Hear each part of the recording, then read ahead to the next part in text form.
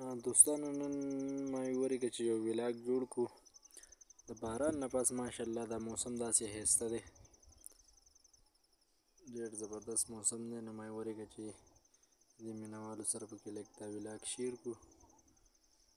بلکل تاسو کتی شئ پوه شوئ. نو ډېر ښایسته موسم دی او ډېر ښایسته دا شینکي هم راختلی دی پوه شوې. نو